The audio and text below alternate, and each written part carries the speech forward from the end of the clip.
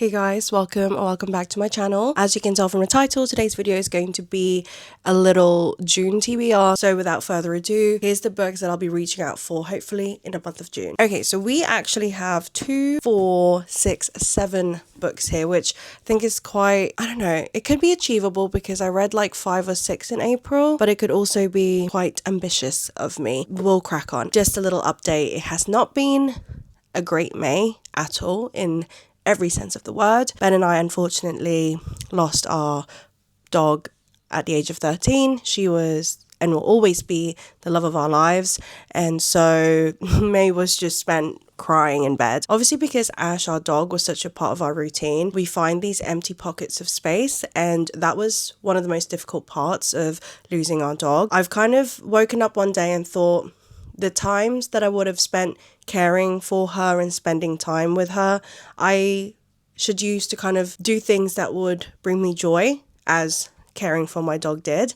Try not to get emotional. I thought, you know what, let's get into reading, because that always cheers me up. That and Animal Crossing have been my saving grace, quite frankly, outside of friends, family, and of course my husband. Anyway, these are 7 books that I would like to reach out for because they've been in my recent May and beforehand TBRs. They are books that I really want to get to, so I thought instead of just constantly changing a TBR, I'm just going to pick these and try and get through them as best as I can. So these are in no particular order. First of all, we have Cleopatra and Frankenstein by Coco Mellows. This is, I think, her debut novel, and this made its rounds all over the book community when it was released, I think a few years ago now. This is a very interesting story about the power imbalance in kind of an age gap relationship. Just because it's an age gap, there's not necessarily like a power imbalance straight away, but rather the situations that they find themselves in. So we have Cleo, who is our female main character. She's young, she's in New York City,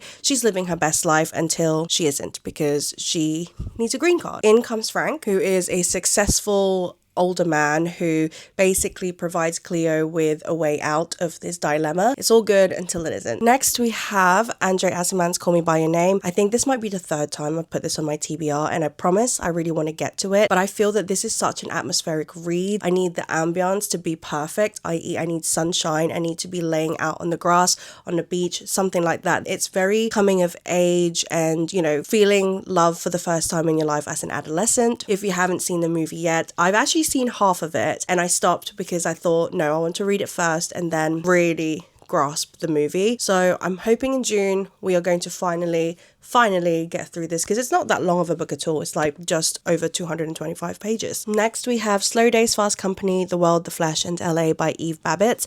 This is a short read, as you can see, and will be my non-fiction read from this pile. If you don't know, Eve Babbitt was a journalist who thrived in Los Angeles in the 60s, 70s eras, which, if you know me, you know that I have the biggest fascination and obsession with that era, and specifically in Los Angeles and Hollywood. So I think this is just going to be our way of having some insights to the life of the elite and, you know, the party goers in the 60s and 70s. These are all giving very much hot summer reads for me. So please, English weather, play ball. Okay, next we have Frederick Backman's My Friends. This was in my TBR for last month and I really wanted to get around to it. I've only read one of Frederick Backman's books, which was Beartown, and I really enjoyed their storytelling. Now this one I've seen so many people rave on about since its recent release, and so of course I had to jump on that bandwagon. This book follows really a painting of friends that somebody in present time had found or something like that, and they're trying to learn the story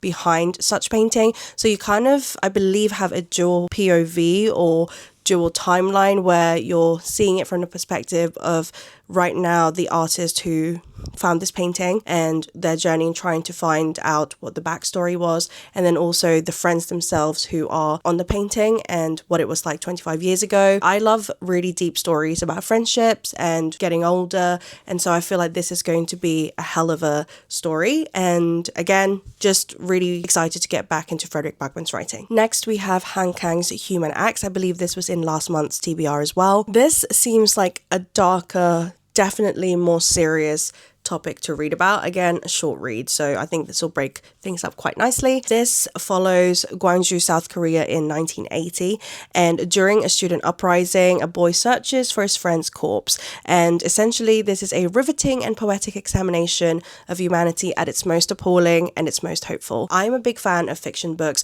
that does raise a mirror to society and forces you to really consider how appalling, how selfish, how greedy and disgusting and evil human beings can be. And so I feel like this one is going to be a good read in that sense. I feel like I've given you 5 quite heavy or emotional topics in terms of the books that I'll be reading. So the 2 that I have here are a little bit more fluffy and they're romances, and I love myself a good romance regardless of the time of year. So for these 2 that I've got coming up next, these are spicy romances, and I will say that these are respectively my 2 favorite type of romances, like not tropes but the setting, if that makes sense. So first of all, we have Elsie Silver's latest release, Fever Dream, so a cowboy romance. If you know me, you know that I absolutely loved Chestnut Spring series. In this one, we follow the female main character, Julia, who is Theo from Reckless in the Chestnut Spring series,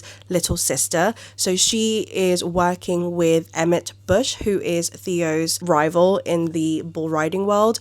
And so we've got here a little bit of like a enemies to lovers in a way, but not really enemies to lovers that's that deep. There's forced proximity here because she is working for the production company that is filming Emmett's reality show where he is basically the bachelor. I feel like the tension within that is going to be so much fun to endure. So something light and fluffy just to break the seriousness of the previous books up a little bit. And last but not least, I'm honestly so embarrassed to say that I have had this book on my shelf for about 4 or 5 years now, and I don't know how I just haven't got round to it.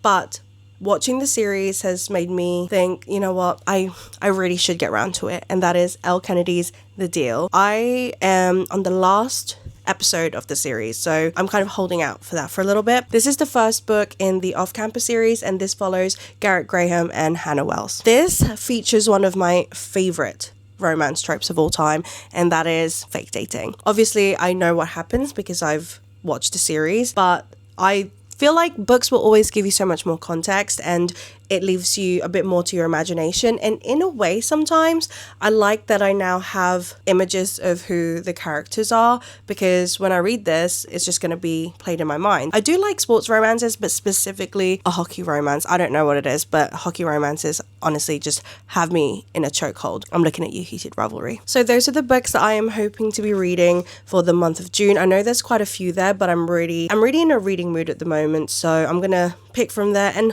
whatever's left over, if I still feel like I want to read them, I'm going to actually just carry them over to the next month and just work through that. So I'm almost using it as like my immediate TBR, not just a June TBR. Anyway, I hope you guys enjoyed this video. If you did, please don't forget to give my video a thumbs up, and if you haven't yet, please subscribe to my channel, and I'll see you guys next time.